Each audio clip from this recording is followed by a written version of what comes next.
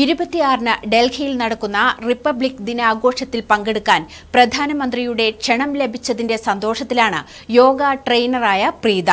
അമ്പലവയൽ കാരാച്ചാൽ സ്വദേശിനിയായ പ്രീത 12 വർഷമായി യോഗ പരിശീലിപ്പിക്കുന്നു.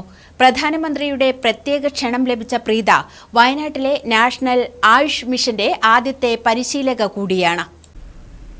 ജനുവരി 26-ന് രാജ്യം 75ാമത് റിപ്പബ്ലിക് ദിനം ആഘോഷിക്കുമ്പോൾ ദില്ലിയിലെ കർത്തവ്യപഥിൽ വയനാടിന്റെ സാന്നിധ്യമായി അമ്പലവയൽ കാരച്ചാൽ സ്വദേശി പ്രീതയുണ്ടാകും.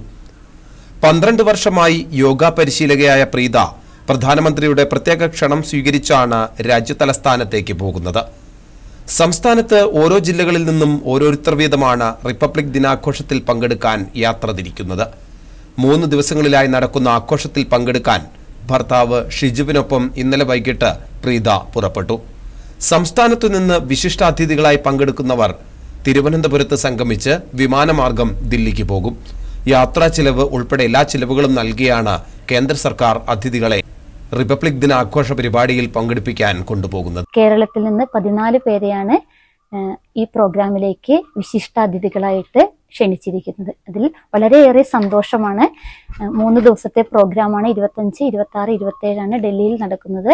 ഗവൺമെന്റ് ആണ് ഞങ്ങളുടെ ഫുൾ ചെലവും എടുക്കുന്നത്. ഹസ്ബൻഡിനെയും കൂടെ കൊണ്ടുപോകാൻ പറ്റുമെന്നുള്ളത് വളരെയേറെ സന്തോഷമാണ്.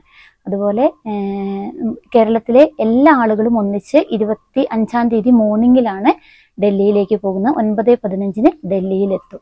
അമ്പലവയൽ ഗവൺമെന്റ് ആയുർവേദ ഡിസ്പെൻസറിയിൽ യോഗ ട്രെയിനറായി ജോലി ചെയ്യുന്ന പ്രീതയ്ക്ക് യോഗയിൽ 7 രാജ്യങ്ങളിൽ നിന്നുള്ള ശിഷ്യരുണ്ട്. ഇറ്റലിയിൽ നിന്നുള്ള ഒട്ടേറെ പേർക്ക് ഓൺലൈനായും ഓഫ്ലൈനായും യോഗ പരിശീലനം നൽകി വരുന്നുണ്ട്. നാഷണൽ ആയുഷ് മിഷന്റെ കീഴിലെ ആദ്യ യോഗ പരിശീലക കൂടിയായ പ്രീത തനിക്ക് ലഭിച്ച അസുലഭ അവസരത്തിൽ വലിയ സന്തോഷവതിയാണ്. ഷാൻ ജോസഫ്, മലനാട് ന്യൂസ്, അമ്പലവയൽ.